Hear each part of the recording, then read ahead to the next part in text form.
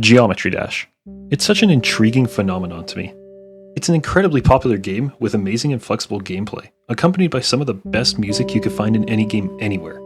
The creativity that players can inject into this game is endless, whether it's just a simple level you felt like making after school, to pieces of art, to entire 2D physics engines.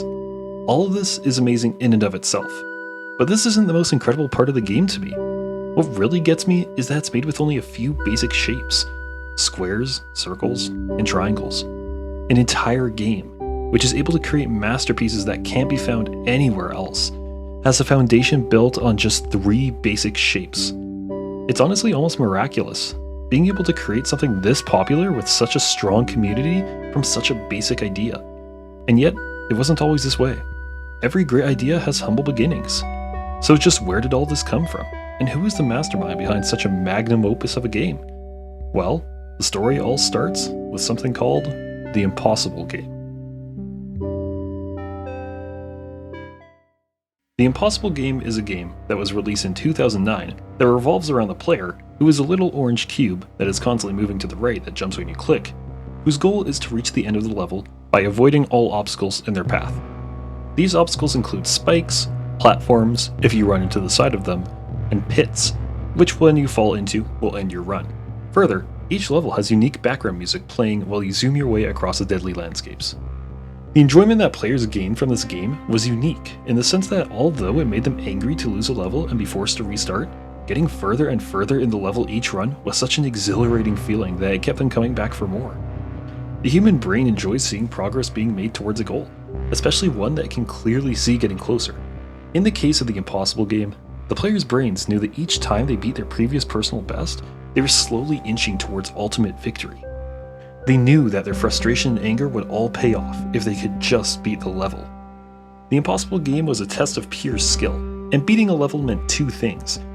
1, they were obviously highly skilled, as skill was a requirement to win, and 2, they could continue on to harder and harder accomplishments that would further improve their skill, which would allow the cycle to continue almost indefinitely. All of this sounds a bit familiar, doesn't it? The player's a cube that's constantly moving to the right, spikes, platforms to jump on, background music for each level. Sounds almost like Geometry Dash.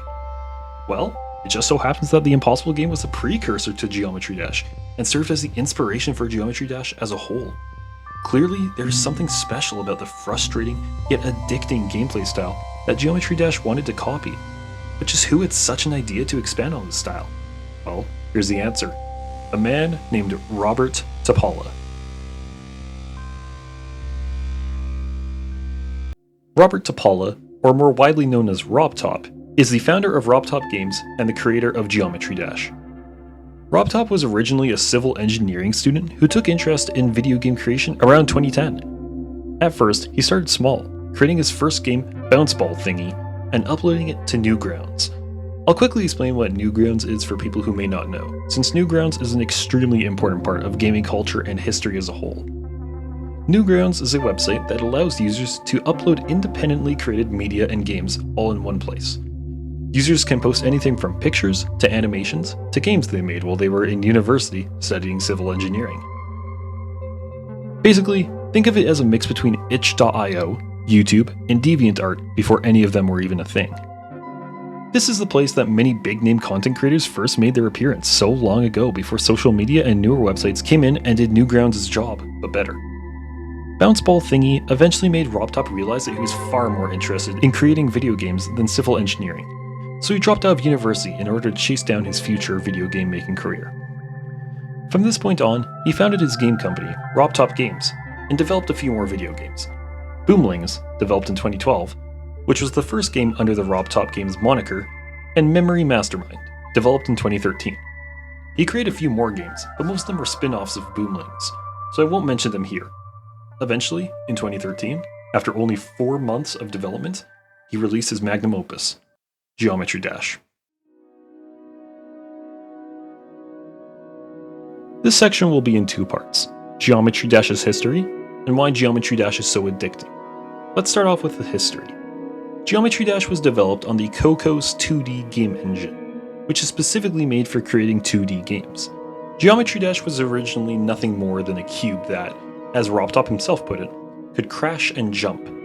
He also said that there was really no detailed plan for the game. Honestly, I really respect that last quote. I find it amazing that something this big came from absolutely nothing more than effectively just an experiment. To me, it shows that big things don't have to start off with some grandiose idea and an intention to become the next big thing. But I digress. As I explained before, Geometry Dash was inspired by the Impossible game.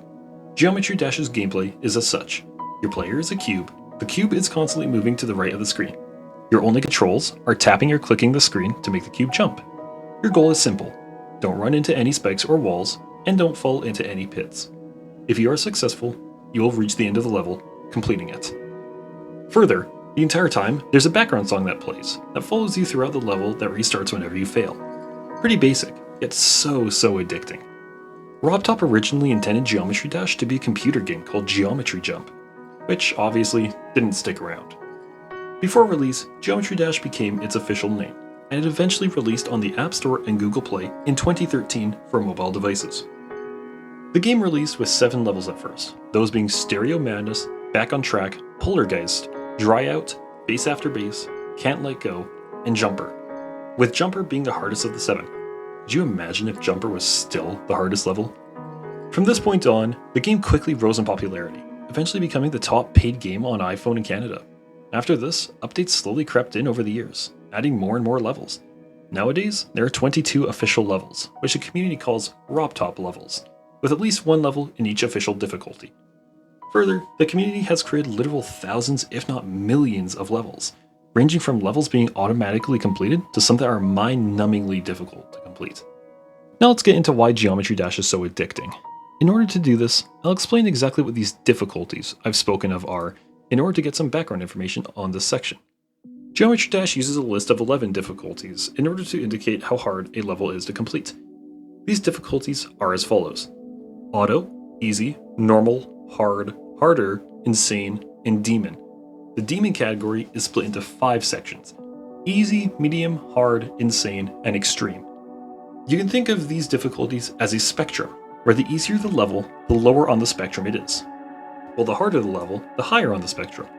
With this out of the way, I can now explain why Geometry Dash is so addicting. I explained earlier during this section on the Impossible game that humans enjoy making progress towards a clear goal, even if it makes them angry to do so, as it pays off in the end. This is no different in Geometry Dash. In fact, I would argue that this desire is pushed even further in this game. Geometry Dash has a similar level style to the Impossible game in that you always have a set start position. The level's layout never changes, so you know the exact spot you last failed at, and the ending is also at the exact same spot every time, so you know there's a definite goal to chase down. The only thing that changes throughout the level is the player themselves. Since the level never changes, the player knows that by practicing and improving their own skills, they will be able to eventually beat the level, given that they tried enough times. This desire to beat a level comes from the desire to surpass your own previous skill level, which itself is encouraged by 2 things. 1, the progress bar, and 2, the difficulty chart. Geometry Dash has a mechanic called the progress bar, which is a bar at the top of the screen that presents how far the player is into the level. If the player chooses to, they can make it show their exact percentage progress through the level, but this percentage is shown whenever the player fails the level anyways. This mechanic is important for allowing the player to have a clear, specific point they can aim to pass. Human brains enjoy having clear goals, and further, it has been shown that having intermediate goals on your way to an overall ultimate goal keeps the brain motivated to aim for the end. When the player fails a level, they'll be told the exact percentage they failed at. The percentage fulfills both of these purposes. The percentage shows the exact spot the player failed at, meaning that the player can now aim to surpass that point next time they attempt the level.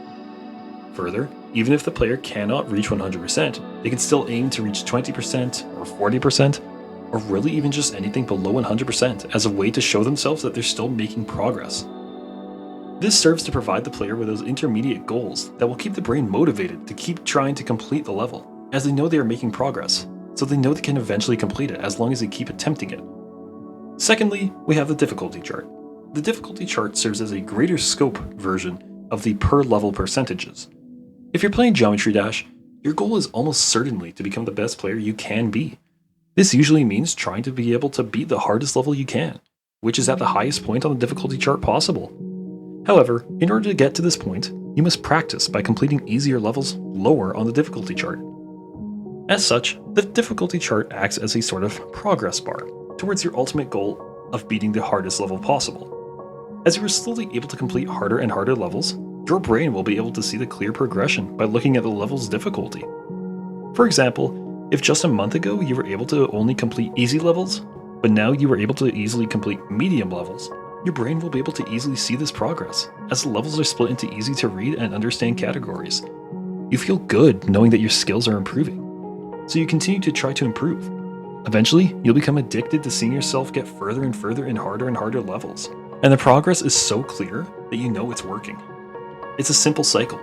Start off small, see yourself improve, move on to something harder. Start off small again, see yourself improve more, and so on. What keeps this cycle going is a constant flow of new levels from all angles. The community is so large now that there are millions of levels coming out a mile a minute. You'll never be short of things to play.